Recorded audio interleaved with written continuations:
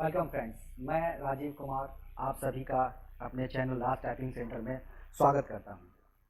आज वर्ड का तीसरा क्लास है। इससे पिछले वाले क्लास 1 और क्लास 2 का वीडियो का लिंक मैंने अपने डिस्क्रिप्शन बॉक्स में डाल दिया है। अगर आपने अभी तक मेरा चैनल सब्सक्राइब नहीं किया है तो प्लीज़ मेरे चैनल को सब्सक्राइब कर लें, और अगर आपको मेरा ये वीडियो पसंद आ रहा हो प्लीज़ इसे लाइक, शेयर और कमेंट करना ना भूलें। ठीक है, तो चलिए आज क्लास स्टार्ट करते हैं। इससे प्रीवियस वाले क्लास में हम लोग पढ़ चुके हैं वर्ड के होम मेनू के फॉन्ट ब्लॉक के बारे में और पैराग्राफ ब्लॉक के कुछ ऑप्शन के बारे में। ठीक है, आज हम बात करेंगे इंडेंट की। ठीक है, तो देखिए इंडेंट जो होता है वो दो तरह का होता है। तो देखिए यहाँ पैराग्राफ ब्लॉक पे आपको शो कर रहा है। ठीक है, तो ये है डिक्रीज इंडेंट और इसके बगल में है इंक्रीज इंडेंट। ठीक है, तो देखिए इंडेंट का काम क्या होता है। तो ये तो दो इंडेंट हो गया बात, और दो स्पेशल इंडेंट होता है जिसको कहते हैं फर्स्ट लाइन इंडेंट और हैंगिंग इंडेंट। ठीक है, तो चलिए इंडेंट पढ़ने से पहले मैंने आपको बताया था कि आपको पैराग्राफ लाना है ना। तो पैराग्राफ लाने के लिए मैंने रैंडम का कमांड आपको बताया था। तो रैंडम कमांड लाने के लिए प्रेस करते हैं equal rand bracket open then press enter. तो देखिए यहाँ पैराग्राफ मेरा आ चुका है। अब बात करते हैं इंडेंट की। तो देखिए यहाँ पर आपको शो हो रहा है इस तरह का शेप। तो सबसे नीचे वाला जो शेप आप देख रहे हैं ये इसको कहते हैं लेफ्ट इंडेंट। ठीक है, और ये वाला जो शेप देख रहे हैं इसको कहते हैं हैंगिंग इंडेंट, और सबसे पहला वाला जो ऊपर शेप देख रहे हैं इसको कहते हैं फर्स्ट लाइन इंडेंट। ठीक है, बात करते हैं राइट इंडेंट की। तो देखिए राइट साइड में जब हम आएंगे यहाँ पर तो देखिए शो हो रहा है यहाँ पे राइट इंडेंट। ठीक है, तो बात करते हैं इसको सेट कैसे करेंगे और इसका उपयोग क्या है। तो देखिए अगर इस टेक्स्ट में हमको इधर स्पेस देना है लेफ्ट साइड में, ठीक है, तो इसके लिए हम लोग इंडेंट का उपयोग करेंगे। और बाय डिफॉल्ट जो इंक्रीज इंडेंट होता है वो स्पेस होता है 0.5, है ना, यानी कि हाफ इंची घसकेगा। ठीक है, तो देखिए जैसे ही आप इंडेंट पे क्लिक कीजिएगा ये 0.5 करके आगे बढ़ेगा। ठीक है, उसी तरह राइट साइड से अगर आपको करना हो तो राइट साइड इंडेंट को होल्ड करेंगे और लेफ्ट साइड की तरफ ड्रैग करेंगे। जितना आपको सेट चाहिए उतना यहाँ पर सेट कर देंगे। देखिए इस तरह से आप लेफ्ट इंडेंट और राइट इंडेंट को सेट कर सकते हैं। ठीक है, अब बात करते हैं, ये तो हो गई बाहर से।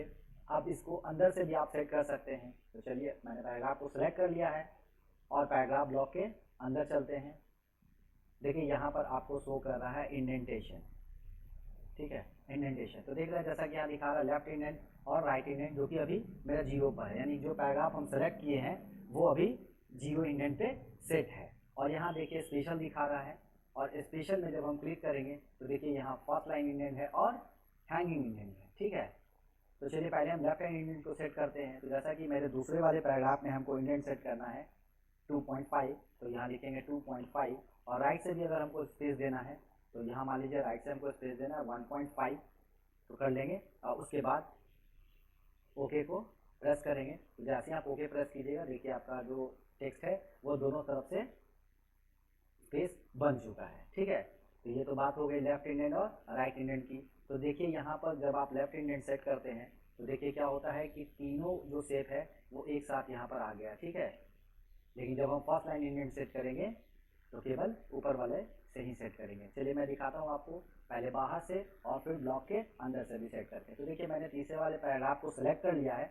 उसके बाद मैं इसको इंडेंट देना चाहता हूँ फर्स्ट लाइन इंडेंट। तो देखिए फर्स्ट लाइन इंडेंट में होता क्या है, तो फर्स्ट लाइन इंडेंट में जो पहला वाला लाइन है यानी कि पैराग्राफ का जो पहला वाला लाइन है वो घसक जाएगा, यानी कि आप जितना उसको सेट कीजिएगा उतना पे सेट हो जाएगा, और बाकी जो लाइन है वो उसी तरह से रह जाएगा। ठीक है, चलिए करके देखते हैं। तो आपको फर्स्ट लाइन इंडेंट सेट करने के लिए आपको ऊपर वाले शेप को पकड़ना है। जैसे आप यहाँ पर रखेंगे देखिए फर्स्ट लाइन इंडेंट दिखा दिया। अब माउस के लेफ्ट क्लिक को होल्ड रखना है और ड्रैग करना है। जैसे कि मैं कहा था कि 1.5, तो 1.5 तक इसको ले जाएंगे। तो देखिए इस तरह से मेरा जो है वो उस तरह से सेट हो चुका है। ठीक है, अब बात करते हैं हैंगिंग इंडेंट की। तो हैंगिंग इंडेंट में क्या होता है कि जो फर्स्ट वाला लाइन है वो स्टार्टिंग में ही रह जाएगा, और बाकी जो पैराग्राफ का लाइन है वो उसके अकॉर्डिंग हैंग हो जाएगा, है ना, यानी कि लटक जाएगा। जैसे कि मान लीजिए मैं यहाँ हैंग करना चाहता हूँ सभी को 1.5 पे। ठीक है, तो आपको क्या करना है कि इसमें इस वाले शेप को पकड़ना है। जैसे आप माउस पॉइंटर को ले जाएंगे देखिए यहाँ पर दिखा देगा आपको हैंगिंग इंडेंट, है ना, इसको होल्ड करना है और ड्रैग करना है 1.15 पे। ठीक है, तो देखिए जैसे ही 1.15 पे किए तो ये हैंग हो गया। देखिए इसका इस्तेमाल जो होता है वो क्वेश्चन आंसर लिखने के क्रम में किया जाता है, ठीक है। मैं वो आपको दिखाऊंगा करके कि कैसे होता है। इससे पहले हम समझ लेते हैं थोड़ा सा इसको अंदर से कैसे सेट करेंगे, ब्लॉक के अंदर से। तो इसको चलिए मैं पैराग्राफ को सिलेक्ट कर लेता हूँ और पैराग्राफ ब्लॉक के अंदर क्लिक करता हूँ, ठीक है। अब देखिए यहाँ पर इंडेंटेशन है और आपको जाना है किसमें, स्पेशल वाले में। स्पेशल पे क्लिक करेंगे, देखिए यहाँ फर्स्ट लाइन इंडेंट दिखेगा आपको, फर्स्ट लाइन इंडेंट सेट किया और यहाँ दे रहा बाई, यानी कितने से आपको फर्स्ट लाइन इंडेंट सेट करना है। तो मान लीजिए अगर आपको 1.5 से करना है तो यहाँ पे 1.5 मेजर करेंगे और ओके कर देंगे। जैसे आप ओके कीजिएगा देखिए जो फर्स्ट लाइन इंडेंट है वो मेरा सेट हो चुका है, ठीक है। चलिए अब मैं दिखाता हूँ आपको हैंग इंडेंट करके, ठीक है। फिलहाल मैं इसको कंट्रोल Z कर लेता हूँ और आपको पता ही है कि कंट्रोल Z से क्या होता है, अंडू, ठीक है, यानी कि बैक जाना। तो देखिए यहाँ पर मैंने बैक जाकर इसको ठीक कर लिया है। अब मैं बात करता हूँ हैंगिंग इंडेंट की। तो पैराग्राफ ब्लॉक के अंदर हम लोग चलते हैं और यहाँ देखिए लिखा हुआ है स्पेशल और स्पेशल में दिया हुआ है यहाँ पर हैंगिंग, है ना, देखिए हैंगिंग, ठीक है। तो दिख रहा होगा आपको। तो हैंगिंग इंडेंट पे क्लिक करना है और जितने से आपको हैंग कराना है उतने से यहाँ पर आप इसको मेजर कर देंगे, ओके करेंगे तो देखिए ये लटक गया, ठीक है। तो इस तरह से आप इसको कर सकते हैं, ठीक है। तो चलिए मैं इसको क्वेश्चन आंसर करके दिखाता हूँ। तो फिलहाल मैं इसको सबको डिलीट कर लेता हूँ और फिर से रैंड कमांड करके यहाँ पर पहला इंसर्ट कर लेता हूँ। अब जैसे कि मान लीजिए फर्स्ट वाली लाइन है, इसको मैं क्वेश्चन बना लेता हूँ, ठीक है। दूसरे वाले पैराग्राफ को मैं आंसर कर लेता हूँ, तीसरे वाले को फिर से मैं क्वेश्चन कर लेता हूँ, चौथे वाले पैराग्राफ को फिर मैं आंसर लिख लेता हूँ, अब इसको क्वेश्चन कर लेता हूँ, ठीक है। देखिए अब इस तरह से मान लीजिए क्वेश्चन आंसर आप बना रहे हो तो देख रहे हैं इसमें क्या हुआ है, ये जस्टिफाई मोड में है तो पता ही नहीं चल पाएगा कि आपको क्वेश्चन आंसर कैसे है। जबकि क्वेश्चन आंसर क्या रहता है, यहाँ से बराबर लटका हुआ रहता है। तो उसको करने के लिए आपको हैंगिंग इंडेंट का इस्तेमाल करना है, ठीक है। तो आपको करना क्या है, ऑल सेलेक्ट कर लें, पैराग्राफ ब्लॉक के अंदर जाए, या आप बाहर से भी कर सकते हैं। जैसा कि मैंने बताया कि इसको हैंग कराने के लिए आपको किसको पकड़ना है, इस वाले सेट को। जैसे आप यहाँ माउस के पॉइंटर को ले जाएंगे हैंगिंग इंडेंट शो कर देगा। अब इसको पकड़ के यहाँ ड्रैग कीजिए और अपने अनुसार यहाँ सेट कर लीजिए। देखिए कुछ इस तरह से क्वेश्चन आंसर आपका बनके तैयार हो गया, ठीक है दोस्तों। मेरे ख्याल से ये बात समझ में आ गई होगी आपको। चलिए तो आगे बात करते हैं सॉर्ट ऑप्शन की।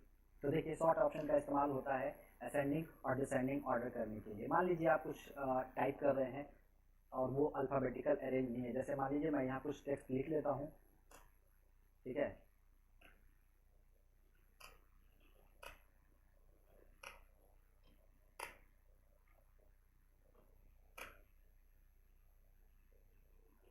देखिए यहाँ पर क्या है, ये टेक्स्ट अल्फ़ाबेटिकल अरेंज नहीं है, ठीक है। तो इसको अल्फ़ाबेट अरेंज करने के लिए यानी असेंडिंग या डिसेंडिंग ऑर्डर में करने के लिए आपको करना क्या है, इसको सेलेक्ट कर लेना है, ठीक है।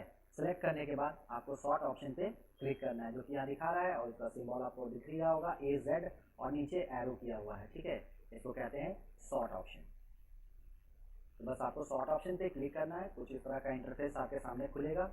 देखिए यहाँ पर लिखा हुआ है असेंडिंग और डिसेंडिंग, ठीक है। अब जैसा कि देख रहे हैं यहाँ पर टाइप दिखा रहा है सॉर्ट बाई पैराग्राफ, है ना, और यहाँ दिखा रहा है टाइप टेक्स्ट। तो जैसे आप यहाँ पर क्लिक करेंगे तो नंबर है, डेट है। अगर आप किसी चीज़ का नंबर एंट्री कर रहे हैं तो आप इसको नंबर के अनुसार भी ऑर्डर में अरेंज कर सकते हैं। अगर आप नंबर टाइप किए हैं तो, अगर डेट के अनुसार आप टाइप किए हुए हैं तो आप डेट पे लाएंगे। और आपको ये करने की जरूरत नहीं है, आप वहाँ जो भी मेंशन करेंगे, जैसे अगर आप वहाँ नंबर लिखते हैं तो डायरेक्ट वो नंबर ऑटोमेटिक ले लेगा, ठीक है। फिलहाल हम टेक्स्ट पे आते हैं। देखिए यहाँ डिसेंडिंग ऑर्डर है, हमको असेंडिंग में करना है तो आप असेंडिंग पे क्लिक कर दीजिए, ठीक है, और बस ओके प्रेस कर दीजिए।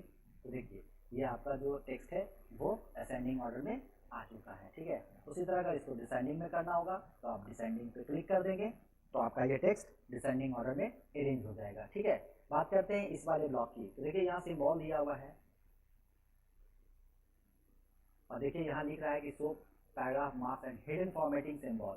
ये क्या करता है, आपके हिडन फॉर्मेटिंग को दिखाता है, यानी कि आप कहाँ कहाँ पे इंटर लिए हैं वहाँ पे ये दिखाता है आपको। जैसे कि मान लीजिए यहाँ पर हमने स्पेस दे दिया, ठीक है, ये तो मैंने आपको दिखा दिया तो आपको मालूम है कि मैं यहाँ पर इंटर किए हैं, ठीक है। लेकिन अगर मैं नहीं दिखाता तो आप कैसे पता करते कि इसके बीच में जो स्पेस है वो किस तरह से आया। हो सकता है लाइन स्पेस से भी बढ़ाया गया हो, ठीक है, या हो सकता है इंटर लिया हुआ। तो ये पता करने के लिए आपको इस सिंबल का इस्तेमाल करना है। इस पर जैसे ही आप क्लिक करेंगे तो देखिए दिखा दे रहा है यहाँ पे कि कितनी बार आपने इंटर प्रेस किया, यानी कि पैराग्राफ आपने कहाँ कहाँ चेंज किया है। और पैराग्राफ चेंज के साथ साथ ये हिडन फॉर्मेटिंग, यानी जो यहाँ पे छिपा हुआ था कि हम एप्पल और बॉल के बीच में क्या किए हैं, वो भी आपको शो कर रहा है। अगर हम लाइन स्पेस से बढ़ाते हैं तो सिर्फ यहाँ इस पर ये शो नहीं करता, क्योंकि हम यहाँ इंटर किए हैं और इंटर का काम ही होता है लाइन चेंज करने का या पैराग्राफ को चेंज करने का। ठीक है, तो इस तरह से आप इसको चेंज करके सिंबल को देख सकते हैं। अब इसको हटाने के लिए आपको करना क्या है, बस इसी पर क्लिक कर देना है।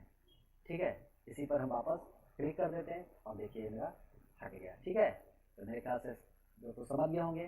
तो अभी तक हमने पढ़ लिया इंडेंट के बारे में, टेक्स्ट अलाइनमेंट के बारे में, लाइन स्पेसिंग के बारे में, ठीक है, और मल्टी लेवल लिस्ट के बारे में। चलिए और बात करते हैं बॉर्डर की और बैकग्राउंड शेडिंग कलर की। ठीक है, तो चलिए उसके लिए फिर से मैं यहाँ पर टेक्स्ट ले आता हूँ। ठीक है, चलिए तो दिखाता हूँ आपको करके। जैसा कि देखिए यहाँ पर इस वाले में आते हैं। ठीक है, तो मेरे दोस्तों इसको कहते हैं टेक्स्ट कलर, और इसके बगल वाले जो ऑप्शन है इसको कहते हैं टेक्स्ट हाईलाइट कलर। ठीक है, तो देखिए बहुत सारे स्टूडेंट जो मेरे क्लास में हैं वो कंफ्यूज कर जाते हैं कि सर दोनों तो एक ही जैसा लगता है। ठीक है, जैसे कि मान लीजिए यहाँ पर हमने टेक्स्ट को सिलेक्ट किया और जब टेक्स्ट का कलर हमने चेंज किया तो देखिए यहाँ पर क्या हो रहा है, केवल टेक्स्ट जो है आपका जो लिखावट है वो केवल यहाँ पे चेंज हो रहा है। ठीक है, लेकिन जैसे ही मैंने इसको कर दिया शेडिंग में, सॉरी हाईलाइट कलर में, तो देखिए ये क्या कर रहा है, ये हाईलाइट कर रहा है। थोड़ा सा मैं यहाँ पर स्पेस आपको बढ़ा देता हूँ ताकि अच्छे से समझ में आ जाए। तो देखिए जैसे ही मैंने यहाँ पर स्पेस बढ़ाया तो जो बीच का स्पेस है उसको ये हाईलाइट नहीं कर रहा है। ठीक है, लेकिन जैसे ही हम इसको बैकग्राउंड कलर करेंगे यानी कि शेडिंग करेंगे तो देखिए ये क्या हो जाएगा।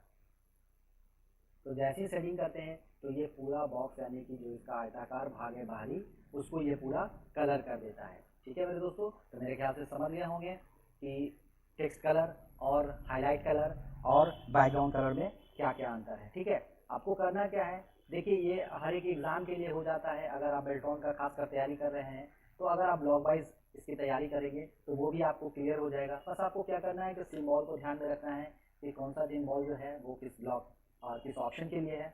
जैसे कि ए के नीचे पट्टी नुमा है कलर, ये टेक्स्ट कलर है, और देखिए यहाँ ABCD इस तरह से बना हुआ है तो ये टेक्स्ट हाईलाइट कलर है, और जब पेंट बकेट की बात आ जाए तो ये बैकग्राउंड कलर है। ठीक है, चलिए बात करते हैं अब बॉर्डर की।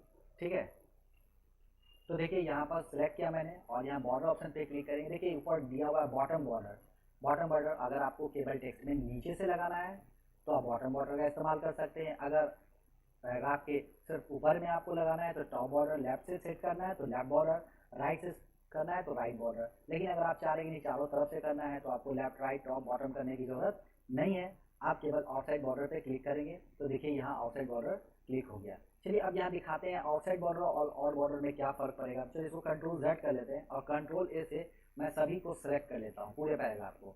अब जब इसमें मैं बॉर्डर सेट करूँगा आउटसाइड बॉर्डर तो देखिए क्या हो रहा है कि ये पूरे पैराग्राफ को एक ही मानकर सिर्फ इसके बाहरी तरफ से बॉर्डर को सेट कर दे रहा है। ठीक है, लेकिन हमको चाहिए कि हम अलग अलग पैराग्राफ को सेपरेटली बॉर्डर में कन्वर्ट करें। तो आपको करना क्या है, ऑल बॉर्डर पे क्लिक करना है। ठीक है, जैसे ही आप ऑल बॉर्डर पे क्लिक कीजिएगा तो देखिए यहाँ सारा का सारा क्या हुआ, आपका जो था वो सभी अलग अलग कर दिया। तो इस तरह का अगर कोई वर्क आपको रहे तो आप बस सेलेक्ट करें और बॉर्डर सेट कर सकते हैं। ठीक है, तो चलिए बात करते हैं कि क्या बॉर्डर का कलर चेंज किया जा सकता है या उसका स्टाइल चेंज किया जा सकता है। तो बिल्कुल किया जा सकता है। उसको चेंज करने के लिए आपको करना क्या है, सबसे पहला जो प्रोसेस है वो है आपको टेक्स्ट को सेलेक्ट करना है। ठीक है, तो सबसे पहले तो आप कंट्रोल A करके टेक्स्ट को सिलेक्ट कर लेंगे। ठीक है, उसके बाद बॉर्डर ऑप्शन में जाएंगे और सबसे नीचे देखेंगे यहाँ दिया हुआ है बॉर्डर एंड शेडिंग। ठीक है, बॉर्डर एंड शेडिंग पर आपको क्या करना है, क्लिक कर देना है। जैसे ही क्लिक कीजिएगा कुछ इस तरह का डायलॉग बॉक्स आपके सामने ओपन होगा। ठीक है, अब यहाँ आपको दिख रहा होगा लाइन का स्टाइल। ठीक है, थोड़ा सा जूम करके मैं आपको दिखा देता हूँ। यहाँ लाइन का स्टाइल दिख रहा है तो देखिए यहाँ पर स्टाइल दिया हुआ है। जो भी लाइन का स्टाइल आप चूज़ करना चाहते हैं सेलेक्ट कर ले उसको। सेलेक्ट करने के बाद अगर इसका कलर चेंज करना चाहते हैं तो आप कलर वाले बॉक्स में जाए। ठीक है, जैसा कि मैंने यहाँ पर रेड कलर सेलेक्ट कर लिया है। अब देखिए यहाँ पर उसका विड्थ दिखा रहा है तो आप इसका विड्थ यानी चौड़ाई जो है उसका वो कम ज़्यादा कर सकते हैं। चलिए मैं सेट कर लेता हूँ 1.1 pt पे, सिलेक्ट कर लिए। अब इसको क्या करना है, ओके कर लीजिए। ओके करने के बाद आपको करना क्या है, फिर से पैराग्राफ पे जाना है, सॉरी बॉर्डर पे जाना है और ऑल बॉर्डर पे क्लिक कर देना है। ठीक है, जैसे ही आप ऑल बॉर्डर पे क्लिक करेंगे तो ये आपका बॉर्डर डिज़ाइन चेंज हो जाएगा और कलर भी चेंज हो जाएगा। ठीक है, अब अगर इसको हटाना चाहते हैं, ठीक है, तो कुछ बच्चे मेरे क्लास में कह देते हैं कि सर Ctrl Z मारेंगे तो हट जाएगा, तो बेशक हट जाएगा, लेकिन अगर आप काम को आगे बढ़ चुके हैं, मैंने पहले ही बताया था कि Ctrl Z का जो इस्तेमाल करते हैं वो इंस्टेंट करते हैं, यानी कि अगर गलती तुरंत हो गई हो तो उसको तुरंत बैक करने के लिए आप उसका उपयोग कर सकते हैं। लेकिन मान लीजिए अगर हम स्टेप बाय स्टेप काम आगे बढ़ चुके हैं, मान लीजिए हम 5 स्टेप आगे बढ़ गए और तब आपको कहा जाए बॉर्डर चेंज करने के लिए, तब आपको क्या करना होगा, 5 स्टेप बैक जाना होगा। ठीक है, तो उसमें क्या होगा कि आपका आगे का जो काम है वो हार्म हो जाएगा। वैसा ना हो इसके लिए आपको बस करना क्या है, ऑल सेलेक्ट कीजिए, फिर से बॉर्डर एंड पे जाइए, बॉर्डर एंड सेटिंग में जाइए और यहाँ से आप सिंपल लाइन को सेलेक्ट कर लें। ठीक है, ओके करें और यहाँ से ऑल बॉर्डर पे क्लिक कर ले, आपका जो लाइन है वो पहले की तरह हो जाएगा। ठीक है दोस्तों, मेरे ख्याल से आपको बात समझ में आ रही होगी। तो आज की क्लास के लिए इतना ही, और अगर आपको ये वीडियो पसंद आया हो प्लीज़ इसे लाइक करें और अपने दोस्तों में शेयर करना ना भूलें। ठीक है, और अगर आप अभी तक चैनल को सब्सक्राइब नहीं किए हैं तो प्लीज़ चैनल को सब्सक्राइब कर लें, ताकि मैं आपको पूरे वर्ड की जानकारी आपको दे सकूं। और भी बहुत कुछ अभी वर्ड में है, बहुत सारे ट्रिक्स हैं जो मैं आपको बताऊंगा अपने नेक्स्ट क्लास में। ठीक है, तो आज के लिए इतना ही, धन्यवाद।